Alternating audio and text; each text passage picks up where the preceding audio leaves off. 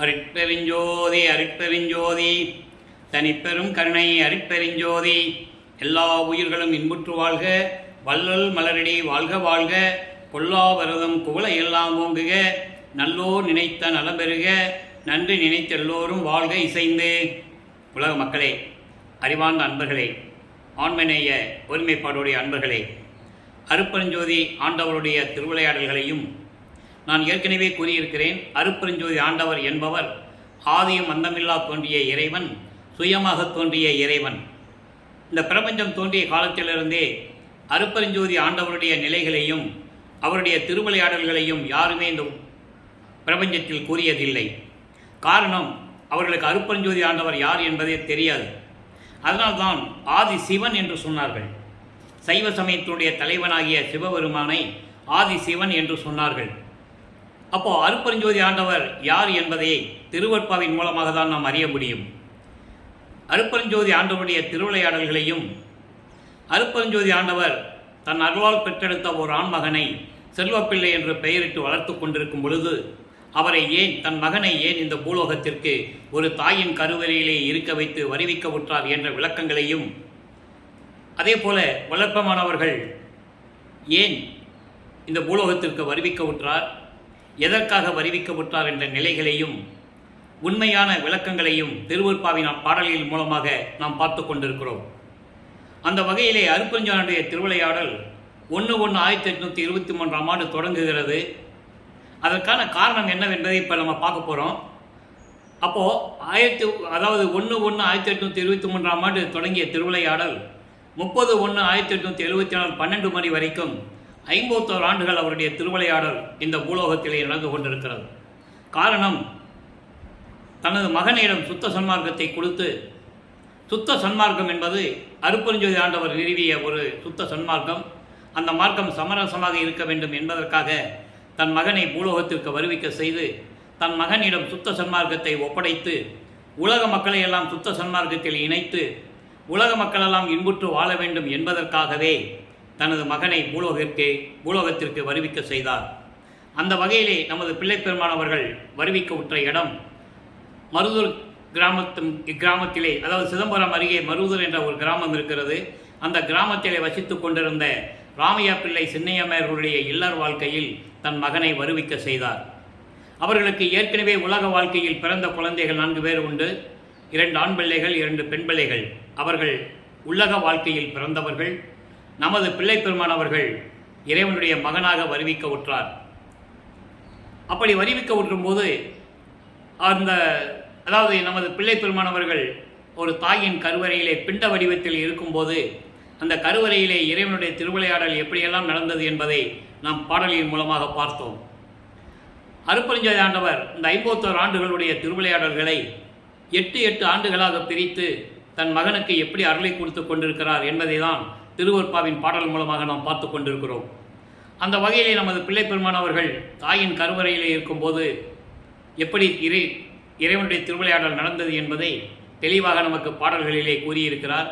அந்த தாயின் கருவறை இருட்டாக இருக்கும்போது தந்தையே, கருவறை இருட்டாக இருக்கிறதே, இருட்டறையில் கொண்டு வைத்து விட்டாயே என்று கூறும்போது அருட்பெருஞ்சோதி ஆண்டவர் தன் மகனுக்கு வெளிச்சத்தை காட்டியதையும், அதாவது ஒளி காட்டியதையும், தன் மகன் கருவறையில் இருந்து கொண்டு தந்தையை பசிக்கிறதே என்று சொல்லும்போது தன் மகனுக்கு அருளமுதம் ஊட்டியதையும், அருளமுதம் என்று கூறும்போது ஒரு விளக்கம் தர வேண்டிய கடமை இருக்கிறது. அவர் தாயின் கருவறையிலே இருந்திலிருந்து 51 ஆண்டுகள் வரையும் அவர் அருளமுதம் உண்டவர். அதற்கான விளக்கங்களை இன்றைக்கி நம்ம பார்க்க போகிறோம். அப்படி இந்த பூலோகத்துக்கு வருவிக்கொற்ற பிறகு சிதம்பரத்திலே, அதாவது பிள்ளைப்பெருமானவர்கள் 5 மாத குழந்தையாக இருக்கும்போது நமது குழந்தை இறைவனையும் அழைத்து கொண்டு சிதம்பரம் செல்கிறார்கள். அங்கே ஏதோ ஒரு திருவிழா நடக்கிறது. அங்கே எல்லாரும் நடராஜனை வழிபட்டு கொண்டிருக்கிறார்கள். நமது பிள்ளைப்பெருமானவர்கள் நடராஜனுடைய சிலையை பார்த்து கொண்டே இருக்கிறார். உடனே அருட்பெருஞ்சோதி ஆண்டவர் தன் மகனுக்கு வெட்ட வெளியாக காட்டி சிதம்பர ரகசியத்தை காட்டுகிறார். அதுதான் தில்லை ரகசியம் என்று சொல்லுவார்கள், சிதம்பர ரகசியம் என்று சொல்லுவார்கள், சிவ ரகசியம் என்று சொல்லுவார்கள் பிள்ளைப்பெருமானவர்கள். அப்பா அந்த திருவிளையாடலை தன் மகனிடம் நடத்திவிட்டு மறைந்து விடுகிறார்.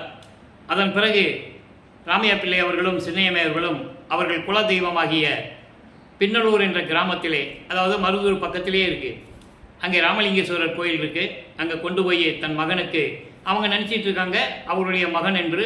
ஆனால் அது இறைவனுடைய மகன் என்று அவங்களுக்கு தெரியாது. இறைவனால் வருவிக்க விட்ட மகன் அவங்களுக்கு தெரியாது. அந்த காலகட்டங்களில் அந்த சம்பிரதாயப்படி அதாவது சடங்குகள் படி, சைவ சடங்குகள் படி தன் மகனுக்கு, அதாவது இறைவனுடைய மகனுக்கு முட்டையடித்து காது குத்தி கடுக்கான் போட்டாங்க. அந்த கடுக்கானை பின்னாளில் கழட்டியது அருட்பெருஞ்சாண்டவர் தான் என்பதை சில விளக்கங்களில் நாம் பார்த்திருக்கிறோம். இன்னும் சில விளக்கங்கள் கூற வேண்டியது இருக்கிறது. அப்போது இதெல்லாம் முடிந்த உடனே சில மாதங்கள் கழித்து ராமையா பிள்ளை அவர்கள் காலமாகிறார், இறந்து விடுகிறார். அதன் பிறகு சின்னையாமை அவர்கள் இந்த 5 குழந்தைகளை அழைத்து கொண்டு பொன்னேரிக்கு அருகில் இருக்கின்ற சின்ன காவனத்துக்கு செல்லுகிறார்கள். அதான் நம்ம பிறந்த ஊர், அந்த கிராமம். சில காரணங்களால் அங்கே தொடர்ந்து இருக்க முடியவில்லை. சென்னையிலே வந்து குடியேறுகிறார்கள். அவர்கள் குடியேறிய பகுதி ஏழுகிணர் பகுதியில் இருக்கின்ற வீராசாமி தெருவிலே குடியேறுகிறார்கள். இது முன்னுரை. அதுக்கப்புறம் நமது குழந்தை இறைவன் வளர்ந்து கொண்டிருக்கிறார். முதல் 8 ஆண்டுகளில் அவருடைய நிலை எப்படி இருந்தது என்பதை பார்த்து கொண்டிருக்கிறோம். நமது இறைவன், குழந்தை இறைவன் பிள்ளைப்பெருமான் அவர்கள் வளர்ந்து கொண்டிருக்கிறார். உலகியலிலே வைத்த பெயர் அவருக்கு உலக வழக்கப்படி, அவங்க வழக்கப்படி வைத்த பெயர் ராமலிங்கம். நான் பிள்ளைப்பெருமான் என்றும் கூறுவதுண்டு, வள்ளல்பெருமான் என்று கூறுவதுண்டு. ஏனால் அருட்பெருஞ்சாண்டவர் தன் மகனுக்கு வைத்த பெயர் செல்வப்பிள்ளை. அதனால் தான் பிள்ளைப்பெருமான் என்று கூறுவதுண்டு. அப்படி நமது குழந்தை இறைவன் வளர்ந்து கொண்டிருக்கிறார். பள்ளியிலே சேர்க்கக்கூடிய வயது வந்துவிட்டது. பள்ளியிலே சேர்க்கிறார்கள். பள்ளியிலே படிக்க முடியாது என்று கூறி வந்து விடுகிறார். படிப்பதற்கு அவருக்கு மனம் இல்லை. காரணம், அங்கே இறைவனுடைய திருவிளையாடல் நடக்குது என்பதை பின்னாளில் பாடல்களிலே கூறியிருப்பார் என்ற விளக்கங்களை எல்லாம் நான் கூறியிருக்கிறேன். எப்படி என்றால், அருட்பெருஞ்சாண்டவர் நினைக்கிறாரு, தன் மகன் இந்த உலகியல் படிப்பை, இந்த சந்த படிப்பை தன் மகன் எந்த ஆசிரியரிடமும் கற்றுக்கொள்ளக்கூடாது. இரண்டாவது, தனது மகன் யாரையும் குருவாக ஏற்றுக்கொள்ளக்கூடாது. சைவ நெறியில் இருந்து கொண்டு இவன் சிவபெருமானை வழிபட வேண்டும். இந்த நிலையில் இறைவனுடைய திருவிளையாடல் நடக்குது. காரணம் என்னன்னா, தன் மகனை சைவ சமயத்தில் இருக்க வைத்து அதன் பிறகு இது தேவையற்றது, இது பயனற்றது என்று சொல்ல வேண்டும். இந்த நிலையில் இறைவனுடைய திருவிளையாடல் நடந்து கொண்டிருக்கிறது. இவர் பள்ளியில் படிக்க முடியாதுன்ட்டு வந்துட்டார். ஒரு குழந்தை, ஒரு பிள்ளை பள்ளிக்கூடத்தில் சேர்த்து படிக்க முடியாதுன்னு வந்துட்டா அந்த குழந்தைக்கு எவ்வளவு பிரச்சனை அந்த வீட்டில் இருக்குன்னு நமக்கு தெரியும். திட்டுவாங்க, ஏசுவாங்க, சாப்பாடு போடும்போதெல்லாம் திட்டுவாங்க. மாடு மேய்க்கப்பது தான் லாய்க்கு, நீ பன்னி மேய்க்க தான் லாய்க்கு, இப்படி தானே திட்டுவாங்க. இது இயற்கை. இந்த ஏச்சுக்களையும் பேச்சுகளையும் அவமானங்களையும் நமது குழந்தை இறைவன் தாங்கிக் கொண்டிருக்கிறார். அப்போ அவர் மனம் துயரப்படுகிறது, வேதனைப்படுகிறது. ஒரு தனியான இடத்தை தேடுகிறார். அப்படி கிடைத்த இடம்தான் கந்தகோட்டம் என்ற ஒரு முருகன் கோயில். தூங்கி எல்லாருமே எந்திரிக்கிற முன்னால் இவர் எந்திரிச்சு போயிடுவார். எல்லாரும் தூங்கின பிறகு தான் வீட்டுக்குள்ளே வந்து படுத்துக்குவார். இந்த நிலையில் இறைவனுடைய திருவிளையாடல் நடந்து கொண்டிருக்கிறது. முதல் 8 ஆண்டுகள் முடிந்து விட்டது. நம்ம ஏன் இந்த உலகத்தில் பிறந்தோனோ அவர் ரொம்ப வேதனைப்பட்டுக்கிட்டு இருக்காரு. நமது குழந்தை இறைவன் ஏன் பிறந்தோம், எதுக்காக பிறந்தோம் தெரியல, ஏன் ஆண்டவன் நம்மளை படைத்தான் அப்படின்ற நிலையில் அவர் இருந்து கொண்டிருக்கிறார் 8 ஆண்டுகள் வரைக்கும். இப்போ முதல் 8 முடிஞ்சு போச்சு. 2வது 8 தொடங்குது. 9வது ஆண்டில் அருட்பெருஞ்சோதி ஆண்டவர் தன் மகன் முன் எழுந்தருளி, மகனே, நீ என்னால் வருவிக்க விட்டவன், என் மகன் நீ, என் குலத்தின் மூத்த மகன் நீ. சில காரியங்கள் இந்த பூலோகத்தில் உன்னால் நடக்க வேண்டியது இருக்கிறது. அதனால்தான் உன்னை நான் வருவிக்க செய்தேன். அந்த காரியங்கள் எல்லாம் உனக்கு அவ்வப்போது நான் முன்பருவம் பின்பருவம் காட்டி அருள் செய்வேன் என்று கூறுகிறார். முன்பருவம் பின்பருவம் என்பது அந்தந்த 8 ஆண்டுகளில் 56 ஆண்டுகளை 8 8 பிரிக்கும் போது 6 8 48. அப்போ கடைசி 3 வருஷம் தான் சித்தி விழாவும் மேட்டுக்குப்போம். அப்போ ஒவ்வொரு 8 ஆண்டுகளிலும் நமது பிள்ளைப்பெருமானுடைய நிலை என்ன என்பதை உலக மக்களுக்கு தெரிவிக்க வேண்டும் என்ற நோக்கில் இந்த வள்ளலார் ஊழியன் 5 ஆண்டுகளாக திருவருட்பாவினுடைய பாடல்களையும் அருட்பெருஞ்சோதி ஆண்டவருடைய அருள் நிலைகளையும் அவருடைய மகனாகிய வள்ளற்பெருமானுடைய நிலைகளையெல்லாம் நாம் எடுத்து கூறிக்கொண்டிருக்கிறோம். இப்போ 1ஆம் திருமுறை உருவாகிறது. 8 பதிகங்கள். 9வது ஆண்டிலிருந்து 12 ஆண்டுக்குள் ஞானத்தை பெற்றுக்கொள்கிறார். அவர் ஞானத்தை கொடுத்துட்டு போயிடுறாரு, மறைப்பு நிலையை கொடுத்துடுறாரு. மறைப்பு நிலை என்பது இவருக்கு முன்னால் இருந்த நிலை அவருக்கு தெரியாது. இதுக்கு முன்னால் இருந்த நிலை அவருக்கு தெரியாது. இந்த கருவறையில் இருந்தது, சிதம்பரத்தில் 5 மாத குழந்தையாக இருக்கும்போது அருட்பெருஞ்சோதி ஆண்டவர் திருவிளையாடல் செய்ததெல்லாம் பின்னாளில் கூறுவார். அந்த மறைப்பு நீங்கின பிறகு தான் சொல்லுவார். அப்போ இந்த நிலையில் இருந்து கொண்டிருக்கும்போது 1ஆம் திருமுறை உருவாகிறது. நம்ம ஏற்கனவே சிவனேச வெண்பா, வடிவொளி மாணிக்க மாலை, திருவருள் முறையீடு என்ற பதிகத்தில் இருக்கின்ற பாடல்களை எல்லாம் பார்த்துவிட்டோம். இப்போ மகாதேவ மாலை பதிகம் 5. மகாதேவ மாலை 100 பாடல்களை கொண்டது. 100 பாடல்களிலும் சிவபெருமானுடைய நிலை என்ன, சிவபெருமான் எப்படிப்பட்டவர் என்ற நிலைகளை கூறுகிறார். அதற்கான காரணம், இவர் சைவ குலத்திலிருந்து வருவிக்க விட்டதனால் இந்த பிரபஞ்சம் தோன்றிய காலத்திலிருந்தே சைவ சமயத்தின் தலைவனாகிய சிவபெருமானை ஏற்றுக்கொண்டார்கள். அதே நிலையில் நமது பிள்ளை பெருமானும் தொடர்கிறார். காரணம், அப்படிதான் இருக்கணுங்கிறது இறைவனுடைய கட்டளை. அது அவருக்கு தெரியாது. அதனால சிவபெருமானை வழிபடுகிறார். சிவபெருமானை எப்படி வழிபடுகிறார் என்பதை தான் மகாதேவ மாலையிலே நாம் பார்த்து கொண்டிருக்கிறோம். அற்புதமான பாடல்கள். அதை பார்த்த பிறகு, சுத்த சன்மார்க்கத்தை பெற்ற பிறகு உண்மையான இறைவன் அருட்பெருஞ்சோதி ஆண்டவர் தான் என்ற நிலையை கூறுவதை இன்னைக்கு நம்ம பார்க்க போகிறோம். ஏன் சிவபெருமானை வழிபட்டேன் அப்படின்றதையும் இன்னைக்கு நம்ம அந்த பாடலில் பார்க்க போகிறோம். 6ஆம் திருமுறையில் சிவபெருமான வடிவில் எப்படி அருட்பெருஞ்சாண்டவர் திருவிளையாடல் செய்தார். அதனால தான் 3வது எட்டுக்கு வரும்போது, அதாவது 24வது ஆண்டு வல்லப்பமானவர் வருவிக்க விட்டு 24வது ஆண்டில் வல்லப்பமானவர் பற்றி பேசும்போது வயசு பற்றி நான் சொல்ல மாட்டேன். கூடுமான அளவு 24 வயது இருக்கும்போது என்றால் நான் சொல்ல மாட்டேன். காரணம், அவருக்கு வயது ஏது? வயது உலகையில் பிறக்கின்றவர்களுக்கு தான் வயது, பிறக்க வேண்டும், இறக்க வேண்டும். அவர் இறைவனுடைய மகன். அதனால்தான் வருவிக்க உற்ற ஆண்டிலிருந்து நான் கூறுவதுண்டு. அதுக்கான விளக்கங்களையே நாம் ஏற்கனவே நிறைய பார்த்துருக்கோம். இப்போது 3வது எட்டில் அதுக்காக தான் சிவபெருமான் இவரை பார்த்து திருவழியாக ஓடுவார். இவர் பிடிக்க போவார். நில்லுன்னு பின்னாலே ஓடுவார் சிவபெருமான். இவர் வல்லப்பமான் ஓடுவார். சிவபெருமான் திரும்பி பக்கம் ஓடிக்கிட்டே இருப்பார். காரணம் என்னன்னா, சிவபெருமானுடைய வடிவில் அருட்பெருஞ்சோதி ஆண்டவர் திருவிளையாடல் செய்து கொண்டிருக்கிறார். இவங்கிட்ட இப்போ மாட்டக்கூடாது. இப்போ 24 வருஷம் தான் ஆயிருக்கு. 51 வருஷத்தில் 24 வருஷம் தான் ஆயிருக்கு. நீ 27 வருஷம் பாக்கி இருக்கு. அப்போ இவங்கிட்ட இப்போ மாட்டினோம்னா இவன் கேட்குற கேள்விக்கு பதில் சொல்ல முடியாது அப்படின்னு சொல்லிட்டு சிவபெருமான் வேடத்தில் வந்த அருட்பெருஞ்சோதி ஆண்டவர் தெருவழியாக ஓடுகிறார். இவர் சிவபெருமான் தான் நினைச்சிட்டு இருக்கிறார். நல்லா புரிஞ்சுக்கணும். நீங்கள் இவருக்கு தெரியாது அருட்பெருஞ்சோதி ஆண்டவர் யாருன்னு தெரியாது, சுத்த சன்மார்க்கம் என்னன்னு தெரியாது. போக போக தான் அவருடைய நிலைகள் மாறும். இப்போ வல்லப்பமான சிவபெருமானை எப்படி சொல்கிறாரு மகாதேவ மாலையில், நல்லா கவனிங்க. எப்படிப்பட்டவர் சிவபெருமான்? அண்டங்கள் பலவாகி அவற்றின் மேலும் அளவாகி, அளவா அதீதமாகி, பிண்டங்கள் அனந்த வகையாகி, பிண்டம் பிறங்குகின்ற பொருளாகி, பேதம் தோற்றும் பண்டங்கள் பலவாகி, இவற்றை காக்கும் பதியாகி, அனந்தம் பழுத்து சாந்தம் கொண்டு எங்கும் நிழல் பரப்பி தலைந்த ஞான கொள்ளும் கடவுள் தருவாகி குலவும் தேவே.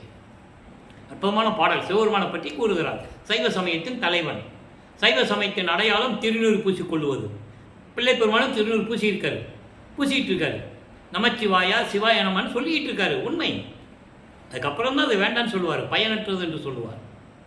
இப்போ அண்டங்கள் பலவாகி, பல அண்டங்களில் இருக்கின்ற இறைவனாகவும் அவற்றின் மேலாகவும் அளவில்லாத நிலையிலும், அதாவது அளவில்லாத நிலையின் மேல் நிலையிலும் அப்பாற்பட்ட நிலை, அந்த நிலையில் இருக்கின்றவன் பிண்டங்கள் அனந்த வகையாகி. பிண்டங்கள் என்பது உயிரினங்கள், அனந்த வகை என்பது பல வகையான உயிரினங்கள்.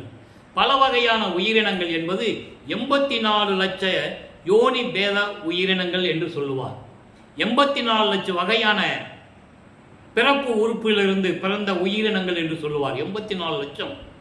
அப்படிப்பட்ட உயிரினங்களாகி அந்த உயிரினங்களில் உயிராக விளங்கி கொண்டிருக்கின்ற இறைவன் பேதம் தோற்றும் பண்டங்களை பலவாகி.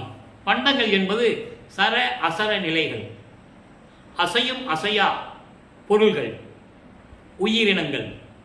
இந்த பண்டங்களும் பலவாகி இவற்றை காக்கும் பதியாகி. ஆக அண்டங்களை ஆளக்கூடிய இறைவன் உயிரினங்களை 84 லட்ச யோனி பேத உறுப்பிலிருந்து பிறந்த உயிரினங்களை காக்கக்கூடிய இறைவன் இவற்றுகளுக்கெல்லாம் கடவுளாகி அனந்தம் பழுத்து சாந்தம் கொண்டு, அனந்தம் பழுத்து சாந்தம் கொண்டு, அனந்தம் பழுத்து சாந்தம் கொண்டு எங்கும் நிழல் பரப்பி, அதாவது எல்லா இடங்களிலும் நிழல் பரப்பி கொண்டு, அப்படின்னா என்ன சொன்னால் எல்லா உயிரினங்களையும் காத்து கொண்டு கற்பக மரமாக விளங்கும் சிவபெருமான் என்று கூறுகிறார். ஆக சிவபெருமானை பற்றி கூறும்போது மகாதேவ மாலையிலே இந்த நிலையில் இருந்து கொண்டு 9வது ஆண்டிலிருந்து 12 ஆண்டுகளுக்குள் இந்த நிலை தொடர்ந்து கொண்டிருக்கிறது. அதன் பிறகு 12 ஆண்டுகள் கழித்த பிறகு 13வது ஆண்டில் ஞானத்தை பெற்ற பிறகு இவர் திருவொற்றியூர் செல்லுகிறார். ஏன்னா மனம் தூண்டி விடுகிறது, திருவொற்றியூருக்கு போக சொல்லுது. அப்போ திருவொற்றியூருக்கு போக சொல்லும்போது இவருடைய நிலை என்ன என்பதை பார்த்து கொண்டிருக்கிறோம். 2ஆம் திருமுறை உருவாகிறது. 113 பதியங்கள், 1207 பாடல்கள். 113 பதியங்களில் இது வரைக்கும் 41 பதியங்களுடைய விளக்கங்களை நம்ம பார்த்துருக்கோம். இன்றைக்கி 42வது பதியத்தில் 2வது பாடல் நாள் அவத்து அலசல். நாள் அவத்து அலசல் என்பது ஒவ்வொரு நாளையும் கடப்பது எவ்வளவு கஷ்டமாக இருக்கிறது, எந்த நாள் எப்படி நடக்கும் எப்படி கடக்கும்னு நமக்கு தெரியல, ஆண்டுகள் உருண்டோடுகிறது என்ற நிலையில் இந்த பாடலை நமக்கு அருளி இருக்கிறார்கள். அதை நம்ம பார்க்க போகிறோம். நல்லா கவனிங்க. தாவியே இயமன், தாவியே இயமன் வரும் அந்நாள் சம்பு. சம்பு என்பது சுயம்பு என்று பொருள். நின் திருவருள் அமையாய் பாவியேன் செய்வது என நெஞ்சம் பதபதைத்து உருகி நின்றவன் நான். அதாவது தன்னுடைய நிலையை சிவபெருமானிடம் கூறுகிறார். இப்படிப்பட்ட நிலையில் இருக்கிறேன் என்ற நிலையை கூறுகிறார்.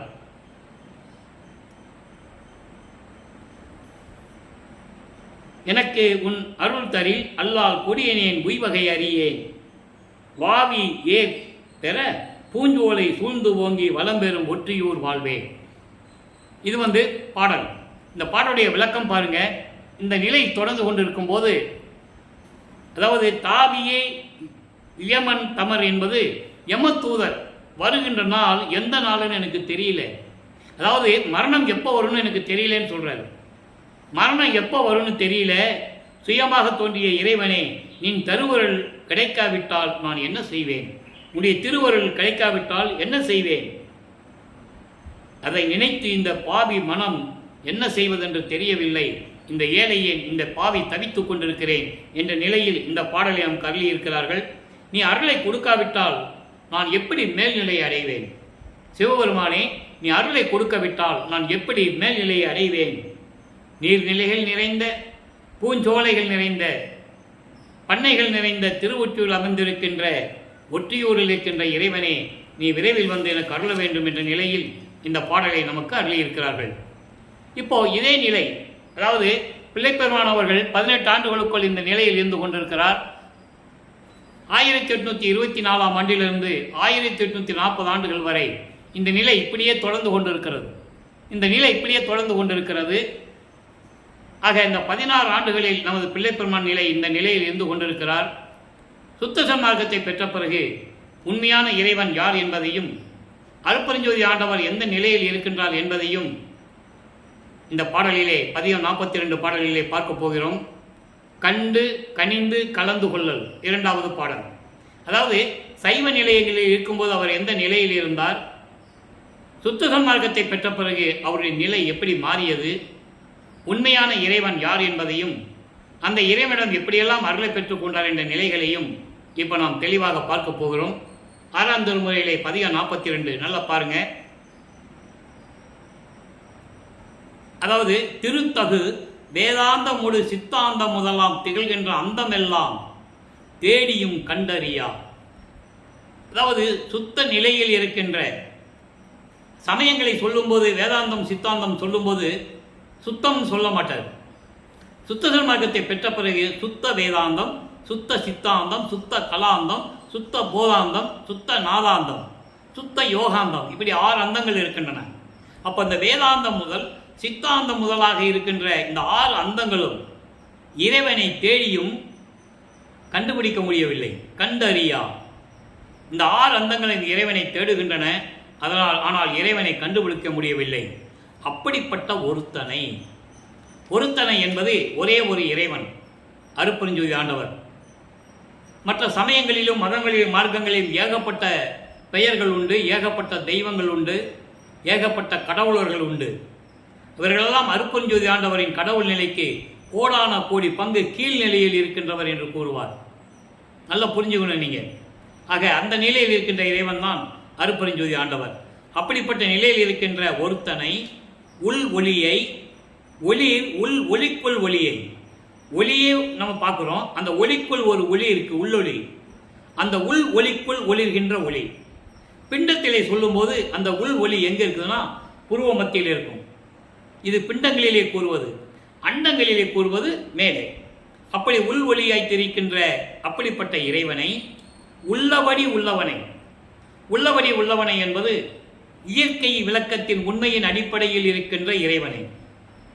அப்படிப்பட்ட இறைவனை உடைய பெருந்தகையை, எல்லாம் அருளுடைய பெருந்தகையை நிறுத்தனை என்பது அருள் நடனம் செய்து கொண்டிருக்கின்ற இறைவன். இந்த அருள் நடனம் என்று சொல்லும்போது ஒரு விளக்கத்தை தர நான் கடமைப்பட்டிருக்கிறேன். எப்படின்னா, சைவ சமயத்தின் தலைவனாகிய சிவபெருமானாக இருந்தாலும் சரி, அவனுடைய ரூபமான நடராஜனாக இருந்தாலும் சரி, வலது காலை ஊன்றி இடது காலால் நடனம் ஆடுபவர்கள் என்பதை நீங்கள் பார்த்திருப்பீர்கள். படங்களில் பார்த்துருக்கலாம், போஸ்டரில் பார்த்துருக்கலாம். நீங்கள் இதெல்லாம் சைவ சமயத்தின் தலைவனாகுடைய நிலைகள். அருட்பெருஞ்சோதி ஆண்டவர் இடது காலை ஊன்றி வலது காலால் நடனமாடக்கூடியவர். அதான் ஆடும் சேவடி என்று சொல்லுவார் பிள்ளைப்பெருமான் அவர்கள். ஆடும் சேவடிக்கே ஆளானேன், மலாத யாக்கை பெற்றேன் என்று கூறுவார். அப்படிப்பட்ட நிலையில் இருக்கின்றவர் தான் அருட்பெருஞ்சோதி ஆண்டவர். அப்படிப்பட்ட நிறுத்தனை மெய்ப்பொருள் என்பது உண்மையான இறைவன். அதாவது சைவ சமயத்தில் இருக்கின்ற வரைக்கும் 32 ஆண்டுகள் இருக்கின்ற வரைக்கும் சிவபெருமானை மெய்ப்பொருள் என்று கூறுவார். சுத்தசன்மார்க்கத்தை பெற்ற பிறகு, அந்த மறைப்பு நிலை நீங்கிய பிறகு அருட்பெருஞ்சோதி ஆண்டவர் தான் உண்மையான கடவுள் என்று கூறுவார். அப்படிப்பட்ட மெய்ப்பொருளை நின்மலனை என்பது மலங்கள் நீங்கிய இறைவன். மலங்கள் என்பது ஆணவம், கண்மம், மாயை, மாமாயை, துரோதை. இந்த 5 மலங்கள் நீங்கிய இறைவன். அப்படிப்பட்ட இறைவனை நித்தியனை என்பது அழிவில்லாதவனை. அப்படிப்பட்ட அழிவில்லாதவனை, சத்தியனை, நிற்குணனை, எனது கருத்தனை, எனது உள்ளத்தில் இருக்கின்ற இறைவனை, சிற்றவை ஓங்கும் கடவுளை, சிற்றவையில் விளங்கிக் கொண்டிருக்கின்ற இறைவனை என் கண்ணால் கண்டுகொண்டேன், கனிந்து கொண்டேன், கலந்து கொண்டேன், கழித்தே. எப்படி சொல்றா பாருங்க. அங்கே சைவ சமயத்தில் இருக்கிற வரைக்கும் இறைவனுடைய நிலையை அவர் பார்க்க முடியவில்லை.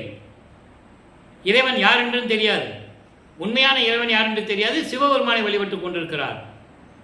அப்ப இந்த நிலையில் இருக்கும்போது அருட்பெருஞ்சோதி ஆண்டவர் வந்த பிறகு இறைவனை கண்டேன், கனிந்தேன், அவரோடு நான் கலந்து கொண்டேன் பேரின்பமாக என்று கூறுகிறார். இந்த நிலையில் இருக்கின்ற வல்லற்பமானவர்களை இதுவரையிலும் இந்த பிரபஞ்சம் தோன்றிய காலத்திலிருந்தும் இறைவன் அருட்பெருஞ்சாண்டவர் என்று யாருக்கும் தெரியாது.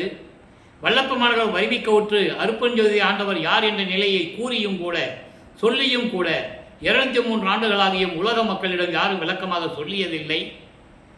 வல்லப்பமானவர்களை துறவி என்றும் சாமியார் என்றும் இப்படிதான் சித்தரித்தார்களே தவிர இறைவனுடைய மகன் என்றும் இந்த பிரபஞ்சத்தில் சுத்த சன்மார்க்கத்தை சொல்லி உலக மக்களை எல்லாம் சுத்த சன்மார்க்கத்தில் இணைத்து உலக மக்களெல்லாம் இன்புற்று வாழ வேண்டும் என்பதற்காகவே வருவிக்க உற்றார் என்ற நிலைகளையும் உலக மக்களிடம் யாரும் சொல்லாததனால் உலக மக்களுக்கு உண்மையான கடவுள் யார் என்று தெரியவில்லை. இந்த நிலையில் இருந்து கொண்டிருக்கும் போது நாம் திருவுற்பாவில் இருக்கின்ற விளக்கங்களை உலக மக்களுக்கு கூறிக்கொண்டிருக்கிறோம். நீங்கள் நல்லா புரிஞ்சுக்கணும். அப்போ இவருடைய தொழில் என்ன? வல்லப்பமான் எப்படியெல்லாம் அருளை பெற்றுக்கொண்டார்? உடைய பெருந்தகைன்னு சொல்றாரு. எல்லா அருளுடைய பெருந்தகை அருட்பெருஞ்சோதி ஆண்டவரை நான் கண்டுகொண்டேன் சொல்லும்போது இவருக்கு என்னென்ன அருளை கொடுத்தார் என்பதை சொல்லுவதை இந்த வள்ளலார் ஒளி எனக்கு கடமை இருக்கிறது.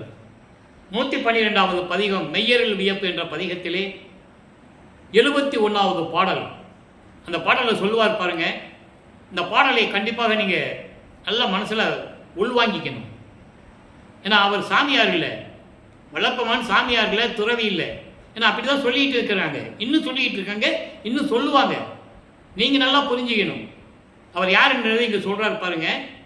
சிருட்டி முதல் ஓர் ஐந்தொழிலும் செய்யென்று என்னையே செல்வ பிள்ளையாக்கி வளர்க்கின்றாய். நான் ஏற்கனவே சொன்னேன், அருப்பஞ்சாண்டவர் தன் மகனுக்கு செல்வப்பிள்ளை என்று பெயரிட்டு வளர்த்து கொண்டிருக்கிறார். இந்த பூலோகத்துக்கு வரதுக்கு முன்னாலே அவர் விண்ணுலகத்தில் இருக்கிறார். அப்போ செல்வ பிள்ளையாக்கி வளர்த்து கொண்டிருக்கிறாய். எதுக்காக? படைத்தல் முதல் ஐந்தொழில்களையும், படைத்தல், காத்தல், அழித்தல், மறைத்தல், அருளல், 5 தொழில்களையும் நீதான் செய்ய வேண்டும் என்று என்னை செல்வ பிள்ளையாக்கி வளர்க்கின்றாய். அப்ப எப்ப இந்த தொழிலை கொடுத்தார்? அது மேட்டுக்குப்பம் சித்தி வளாகத்தில். கடைசியாக திருவிளையாடல் முடிகின்ற சமயத்தில் பிரபஞ்சத்தை நீதான் இயக்க வேண்டும் என்று சொல்லி திருஅருள் செங்கோலாட்சி கொடுத்து தன் மகனுக்கு எல்லாரிலையும் கொடுக்கிறார். அப்போ 5 தொழில்களையும் நீ செய் என்று என்னையே செல்வ பிள்ளையாக்கி வளர்க்கின்றாய். நல்லா புரிஞ்சுக்கொண்டீங்க. சொல்லிட்டு சொல்றாரு, இது என்னையே திருட்டி அப்படின்னா என்னை அருள் பக்குவப்படுத்தி சைவ சமயத்தில் இருக்க வைத்து 32 ஆண்டுகள் சென்னையிலே என்னை சைவ சமயத்தில் இருக்க வைத்து அதன் பிறகு சுத்த சன்மார்க்கத்தை கொடுத்து என்னை ஆட்கொண்டு இந்த பிரபஞ்சத்தை இயக்க வேண்டும் என்று நீ என்னை செல்வ பிள்ளையாக்கி வளர்த்து கொண்டிருந்தாய். அதுவே என்னை அருள் பக்குவப்படுத்தி விட்டது. அந்த அருள் பக்குவம் வருவதற்காகத்தான் என்னிடம் நீ 32 ஆண்டுகள் திருவிளையாடல் செய்து கொண்டிருந்தாய் என்ற நிலையை இந்த பாடலிலே கூறுகிறார். அப்படி இது என்னையே திருட்டி என்னையே அருள் பக்குவப்படுத்தி திருப்பொற்பதம் காட்டி அமுதம் ஊட்டியே. உடைய பொன்னான திருவடிகளை காட்டி. எந்த திருவடிகள்? ஆடும் சேவடி, ஆடி நிற்கின்ற சேவடி. இடது காலை ஊன்றி வலது காலை தூக்கி எனக்கு காட்டி பொன்னான உன்னுடைய திருவடிகளை எனக்கு காட்டி அமுதம் ஊட்டியே. என்னை திகழ இருக்கும்படி நடுவில் வைத்தாய். எங்கே? சன்மார்க்க சங்கம் கூட்டியே. சமரச சுத்த சன்மார்க்கத்தை கூட்டி எனக்கு கொடுத்து அந்த சன்மார்க்க நடுவிலே என்னை இருக்க வைத்து உன்னுடைய பொற்பாதத்தை காட்டி திருவடியை காட்டி இடது காலை ஊன்றி வலது காலால் தூக்கி நடனமாடிய பொற்பாதத்தை எனக்கு காட்டி என்னை அருள் பக்குவப்படுத்தி என்னையே அருள் பக்குவப்படுத்தி எனக்கு 5 தொழிலையும் கொடுத்து நீ செய் என்று சொல்லி செல்வ பிள்ளையாக்கி வளர்க்கின்றாயே என்னை என்று கூறுகிறார். எனவே அன்பர்களே, நீங்கள் நல்லா புரிஞ்சுக்கணும். நிறைய பேசலாம், எனக்கு நேரம் பற்றவில்லை. அதனால் என்னால் முடிந்த அளவு சுருக்கமாக விளக்கங்களை சொல்லிக் கொண்டிருக்கிறேன். இன்று கரண்ட் கட் ஆயிடுச்சு பாருங்கள். என்னுடைய முகமே உங்களுக்கு கருப்பாக தெரியும். கரண்ட் கட் ஆயிடுச்சு, கருப்பு கட் தெரியும். இருந்தாலும் பதிவை நம்ம நிறுத்தக்கூடாதுன்றதுக்காக நான் பேசிகிட்டு இருக்கேன். இது முன்னால் என்ன பார்த்த பதிவுகளுக்கும் இப்போ பார்த்தவர்களுக்கும் கருப்பாக தெரியும், கரண்ட் இல்லை. இந்த நிலையில் இருக்கும்போது நான் பாதியில் நிறுத்திட்டு போக முடியாது, போகிற போக்கில் விளக்கத்தை சொல்லிட்டு போக முடியாது. அதனால தான் கூறுகிறேன். எனவே மக்களே, இறைவனுடைய நிலையை அறிந்து கொண்டு நீங்களாம் சுத்த சன்மார்க்கத்தில் இணைந்து அருட்பெருஞ்சோதி தனிப்பெருங்கருணை அருட்பெருஞ்சென்ற மகாமந்திரத்தை சொல்லி இறைவனுடைய அருளையும் செல்வங்களையெல்லாம் பெற்றுக்கொண்டு நீங்கள் நீடூழி வாழ வேண்டும், நோயற்ற வாழ்வில் வாழ வேண்டும், மரணமில்லா பெருவாழ்வில் வாழ வேண்டும் என்ற இறைவனுடைய தயவோடையும் கருணையோடையும் இறைவனுடைய, அதாவது எனது தந்தையினுடைய வல்லற்பமனுடைய அருளை பெற்றவன் என்ற வகையில் இந்த வள்ளலார் ஊழியர் உங்களை வாழ்த்தி வணங்கி விடைபெறுகிறேன். நன்றி, வணக்கம். அருட்பெருஞ்சோதி தனிப்பெருங்கருணை அருட்பெருஞ்சோதி. நாளையும் பதிவை பாருங்கள். மிகவும் விளக்கமான விளக்கங்கள், அதாவது நிறைய விளக்கங்கள் நாளை உண்டு. கண்டு கழித்து இறைவனுடைய அருளை பெற்றுக்கொள்ளுங்கள்.